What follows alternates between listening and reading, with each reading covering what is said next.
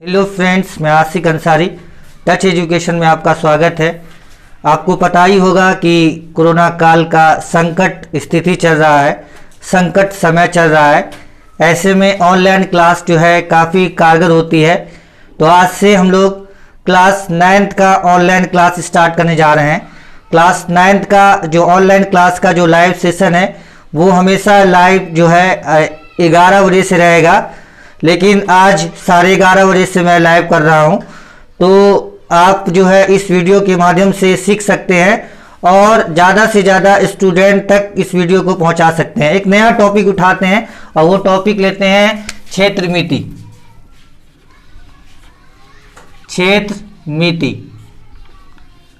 क्षेत्र मिति को इंग्लिश में मेंसुरेशन कहा जाता है।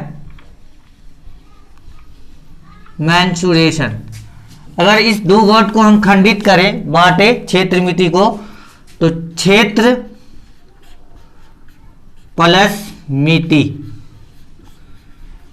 क्षेत्र का मतलब आप समझते हैं एरिया होता है और मिति का मतलब होता है मेजरमेंट।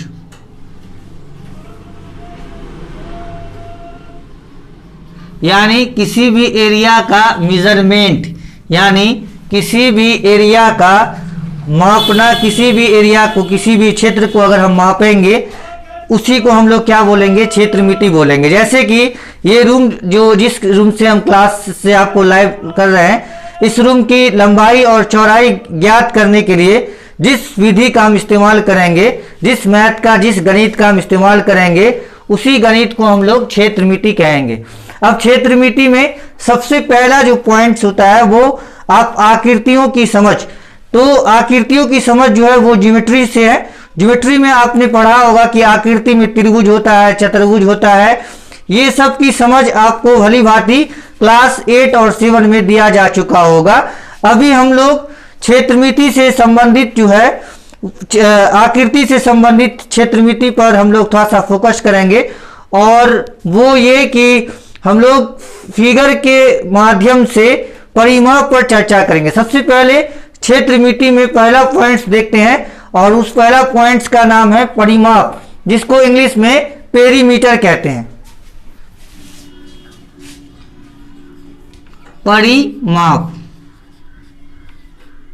पहला पॉइंट्स जो हम लोग पढ़ रहे हैं क्षेत्र मिति में, पॉइंट बाय पॉइंट याद रखेंगे। तो पहला पॉइंट का नाम है परिमाप।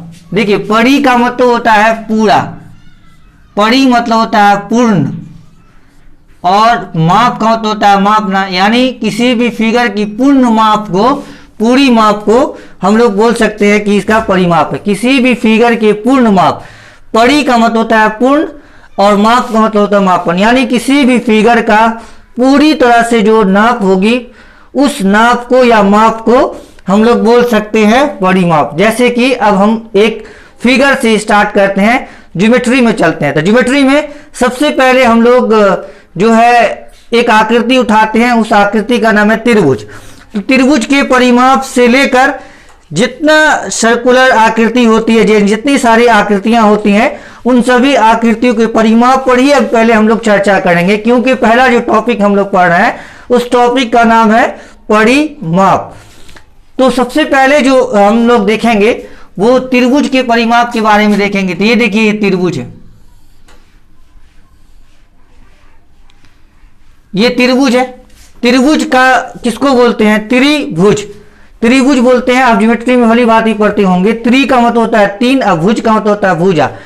तीन भुजाओं से घिरे हुए बंद सरल आकृति को हम लोग क्या बोलते हैं? त्रिभुज बोलते हैं।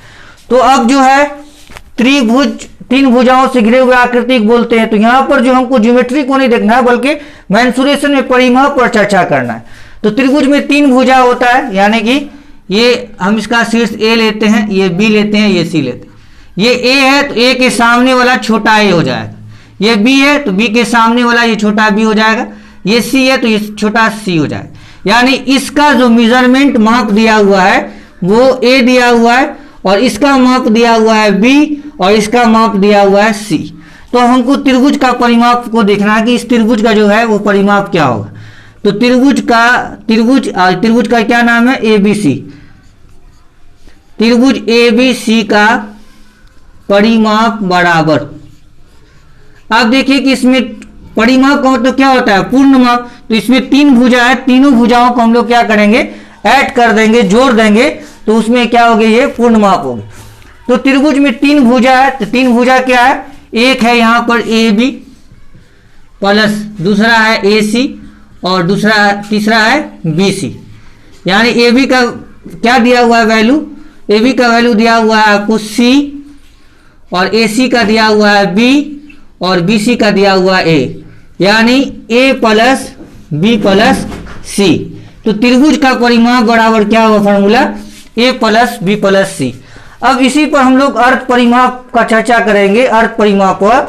तो अर्थ परिमाप जो है वो हमारा नेक्स्ट टॉपिक होगा। अभी जो हम लोग जो पॉइंट्स बाय पॉइंट्स समझ रहे हैं, सबसे पहले हम लोग परिमाप पर ही चर्चा कर रहे हैं, तो सिर्फ हम लोग जो है वो परिमाप पर ही करेंगे। तो त्रिभुज का परिमाप का क्या हो गया फॉर्मूला, ए प्लस बी प्लस सी, उसी को हम लोग त्रिभुज का परिमाप बोलेंगे। त्रिभुज का परिमाप बराबर फॉर्मूला हुआ a plus b plus c. Perimeter of triangle यानी त्रिभुज का परिमाप बराबर फॉर्मूला हुआ a plus b plus c. किसी भी आकृति की पूरी माप परिमाप कहलाता है। परिमाप का एक आप छोटा सा परिभाषा भी याद रख सकते हैं, किसी भी आकृति का पूर्ण माप, पूरी माप जो है वो उस आकृति का क्या कहलाता है, परिमाप कहलाता है। अब हम लोग एक और फिगर लेते हैं, सेकेंड फिगर लेते हैं, और सेकेंड फिगर हम लोग आयत लेते हैं। भली बात ही हम लोग 7-8 में आयत से परिचित हैं, तो आयत लेते हैं। पहले आप इतना राइट डाउन कर लेंगे, नोट कर लेंगे, इसके बाद हम जो है आयत पर चर्चा करेंगे। आप वीडियो को रोक कर इसको जूम करके जो मतलब आप नोट करेंगे तो आपके लिए वो बेटर रहेगा और साफ साफ क्लियर दिखेगा। और ये फर्स्ट वीडियो है, ये अभी से जो सेकेंड लॉकडाउन या कर्फ्यू लगा है, अभी जो 15 मई तक क्लास बंद किया जा चुका है, तो इसमें हम फर्स्ट वीडियो बना रहे हैं। धीरे धीरे पूरा क्लीन होता जाएगा, तो आप लोग संयम बनाए रखेंगे और थोड़ा सा अपना दिमाग भी लगाने की कोशिश कीजिएगा। वीडियो को रोककर हम जूम कर लेंगे स्क्रीन को, तो पूरा मेरा साफ दिखेगा, और फिर उतार लीजिएगा, फिर आगे हम लोग बढ़ते हैं।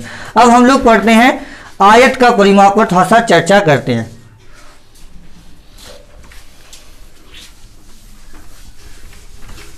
आयत का परिमाप, सबसे पहले आयत होता क्या है वो आप 8 और 9 में भली भांति 7 और 8 में भली भांति आप जान चुके हैं। जैसे ये आयत है, आयत में लंबाई होती है और चौड़ाई होती है। इस आकृति की लंबाई और चौड़ाई होती है, उसी को हम लोग बोलते हैं आयत।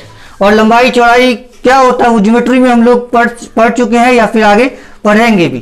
तो जैसे कि लंबाई, इसमें लंबाई होती है, लंबाई को हम डिनोट करते हैं एल से। ये लंबाई है तो ये भी लंबाई है, ये लंबाई को डिनोट करते हैं एल से, छोटा एल लिखेंगे एल, तो ये भी एल। ये चौड़ाई बी, तो ये भी बी। अब इस आयत का जो हम परिमाप निकालेंगे, तो वो कैसे निकालेंगे, क्योंकि परिमाप का हमने क्या परिभाषा बताया है, परिमाप उसको बोलेंगे किसी भी आकृति के पूर्ण माप, किसी भी आकृति के पूर्ण माप को, पूरी माप को हम लोग जो बोलते हैं परिमाप ही बोलते हैं। किसी भी आकृति के पूर्ण माप को हम लोग क्या बोलते हैं, परिमाप। तो ये आयत में इसको पूरा हमको मापना पड़ेगा। तो कैसे होगा, ये इस लाइन को, इस रेखा को, यानी इस भुजा को, इस भुजा को, इस भुजा, चारों एरिया जो है, चारों क्षेत्र की हम पूरी माप कर देंगे तो हमारा क्या मिलेगा, परिमाप मिलेगा। जैसे कि अब जैसे हम आयत है, तो आयत का हम परिमाप कैसे निकालें, लिखेंगे आयत का परिमाप बराबर, आयत का परिमाप बराबर। तो आयत की परिमाप क्या, किसी भी आकृति के पूर्ण माप। तो इसमें 4 भुजा है, चारों भुजा को हम जोड़ देंगे, पूर्ण माप कर देंगे, योग कर देंगे, वही हमारा परिमाप निकल। तो इसमें क्या है, लंबाई है तो एल प्लस, फिर चौड़ाई है तो बी, फिर लंबाई है तो एल और चौड़ाई है तो बी। अब बताइए, सभी को जोड़ दिए हम, एल और एल कितना हुआ 2l, और बी भी कितना हुआ 2b।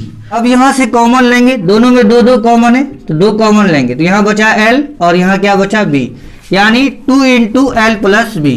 तो आयत का परिमाप बराबर, आयत का परिमाप बराबर फॉर्मूला हो गया क्या, 2 × l + b।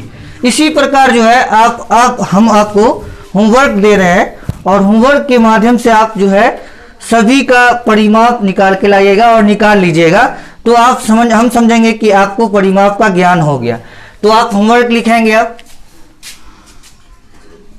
सबसे पहले जो है समबाहु त्रिभुज का परिमाप निकालेंगे आप लोग। समबाहु त्रिभुज का एक बार बोल देते हैं कि समबाहु त्रिभुज किसको बोलते हैं? जिस त्रिभुज की सभी भुजाएं बराबर होती है उस त्रिभुज को हम लोग समबाहु त्रिभुज बोलते हैं। दूसरा समद्विबाहु त्रिभुज, जिस त्रिभुज की दो भुजा बराबर होती है उस त्रिभुज को हम लोग समद्विबाहु त्रिभुज बोलते हैं। और तीसरा